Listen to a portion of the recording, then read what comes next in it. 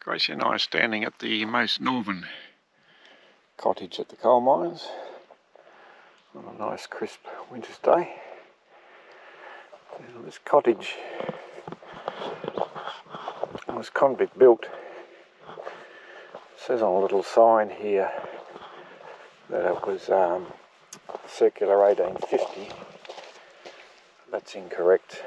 I've seen a sketching where it's already fully built in 1847.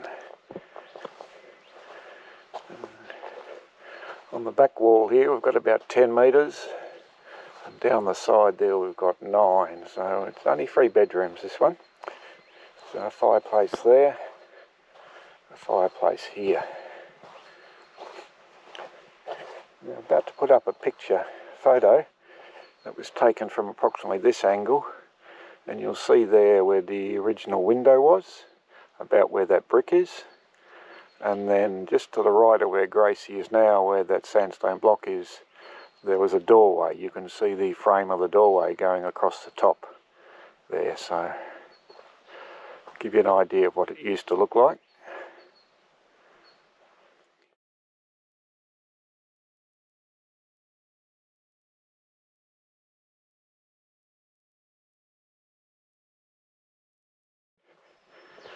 Now, I'm unsure whether there was a doorway here.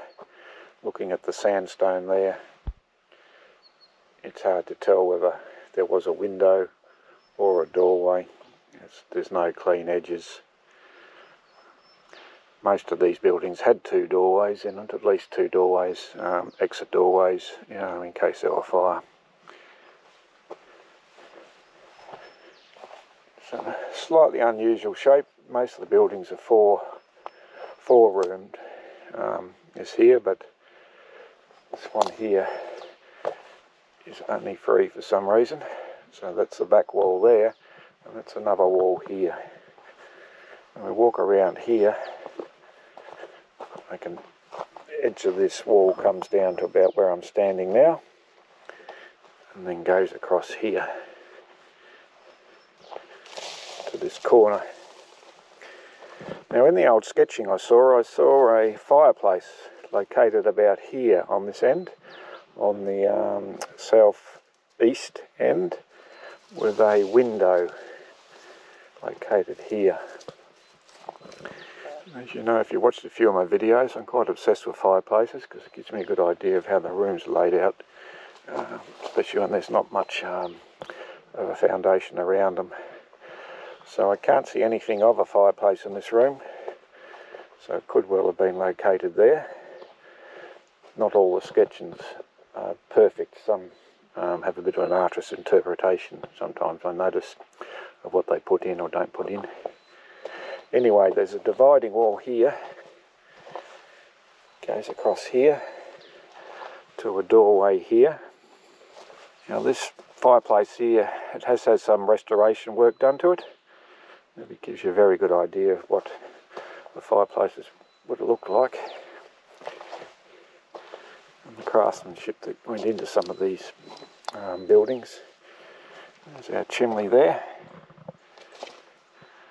Quite a narrow chimney. Again, they didn't have massive chimneys on these smaller cottages like they did down at the main settlement. As I said in one of the other videos, it's to keep the heat in. So this is the doorway I'm passing through, you would have seen on the first photo. And it doesn't seem to be a doorway on the back here, even though there's a few bricks missing there. It's certainly not wide enough, I don't think, for a doorway. There may have been a window on this side as well, but on the sketching I saw, there was no window on this end of the building. Now, who resided in here, we don't know, nor when it was built. And as I said, I saw a sketching where, let's say 1847-ish, it was already built, 1846. What it was built for, I believe, is for the Wharfinger. And he was the guy that looked after the loading of the coal barges, ships, down at Plunket Point, which is approximately about 150 metres walk from where I'm standing now. And the guy who was doing that from, I believe, 1841 to 1847 was a John Smee. And there's a bit of a story on him down at Plunket Point. There's a labelling there you can read. But he was accused of taking bribes from the ship's captain to get them loaded earlier. Some of the ships were complaining that they were down here for 2 weeks or longer. Why there were queue jumpers getting loaded before they were. So I'm going to call this the Wharfinger's Cottage, until someone else proves me different. Now, if you look for the sign going to the quarry, you will pass this on the track to the quarry. And the quarry's probably another 15-minute walk up that track there. So it's well worth finding the track and stopping and having a look at what I call the Wharfinger's Cottage on the way up. So there's the track to the quarry, and back that way down 150 metres odd is Plunket Point. And there's some beautiful sandstone pieces. Even though they've aged, it does have some beautiful shape and colours. The red in the sandstone, I was told, is from oxygen. It got into the sandstone when it was forming.